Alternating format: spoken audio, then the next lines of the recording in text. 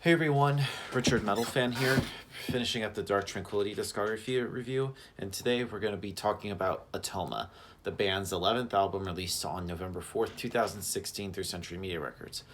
Kicking myself for not reviewing this when this first came out, but hey, better late than never, right? Now, this album marked a little bit of a change after Construct, which I think after Construct, I feel like Dark Tranquility really just stepped it back up with Atoma because I feel like I mentioned in the Construct review, um, I feel like the band was going through some shit at the time, but I think after this time they're pretty much on the same level headed. But they had a little bit of a lineup change. For one thing, Martin Henriksen, their rhythm guitar player, had left the band because he lost passion in music.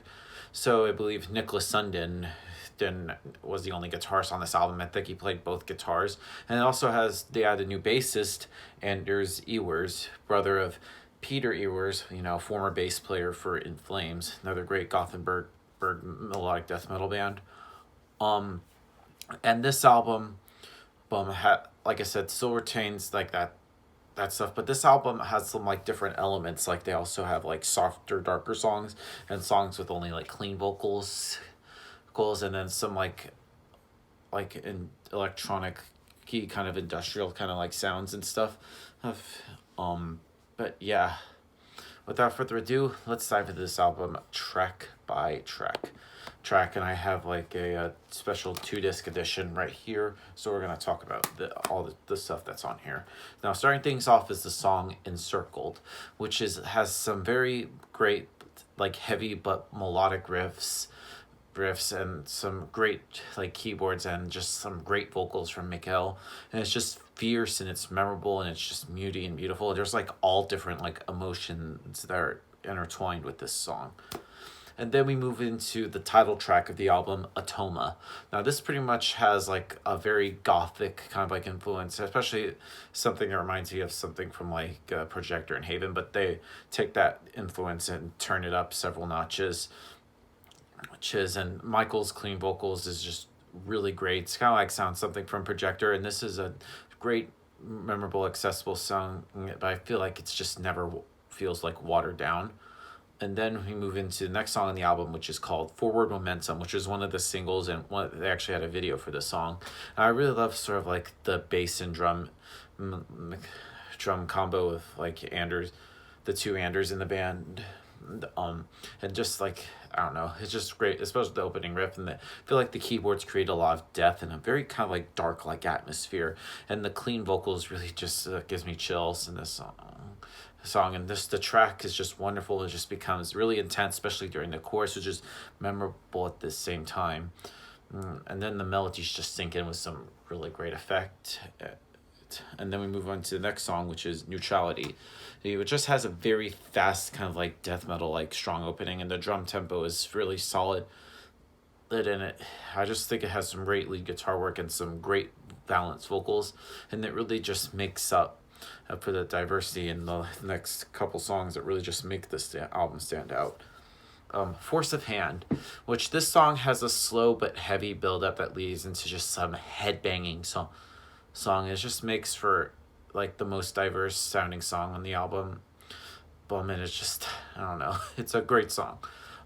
Faithless by Default, which for what we heard so far, it doesn't begin in the same quiet manner, but and yet it has I can't even speak today. It has the appearance of like being like a quieter track, and it's still heavy and dark, but it also comes across being a little bit more refined. And then we move on to the Pitiless list, which is which kind of like sounds like something from the last couple records. It's just has a little bit of great melody to it, but moving on to Our Proof of Life, and I feel like Mikkel's clean vocals really return, and it's just, I can't help it. And then halfway mark, it just turns into very great anthemic. Mick has a great guitar solo and just some really killer melodies. And it also has some little bit of quieter passages before returning to sort of like how it starts with an opening melody, and just a great way to end the song. And then we move on to Clearing Skies, which offers more huge melodies throughout, but and has a catchy chorus, and then I feel like the band sort of like reverts to something more spiky and confrontational for the verses, and the chorus has a lot like keys and just some great stop start riffing, which creates a sheen in the progress. It's all, but regardless, I feel like the great composition is really addictive. When the World Screams. Now this song kind of reminds me of sort of like early Dark Tranquillity, kind of like something, well, kind of like experimenting with some stuff from like their album Character. And then we move on to Merciless Fate. Not Merciful Fate, Merciless Fate, which slowly has a slower pace song, and like has really snarls vocals that just sound very menacing, and then it opens up nicely as it develops, and it has some great clean vocals, and the melodies just come into the forefront, and it just makes a really huge impact of the song, and just it gives me goosebumps every time I hear it. Then it closes with Caves and Embers, which is a great song. It just embodies just that mix of like dark and bright, which is pretty much what I love about Dark Tranquillity. Sort of like the mixture of like darker elements and the mixture of lighter elements to their sound is really just amazing.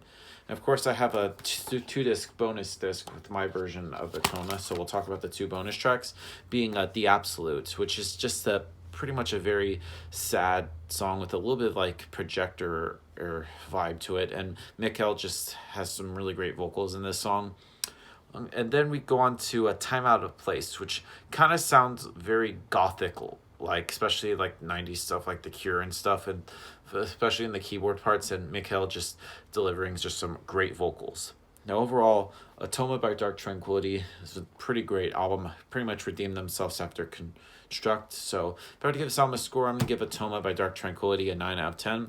And I'm pretty much all caught up with their discography.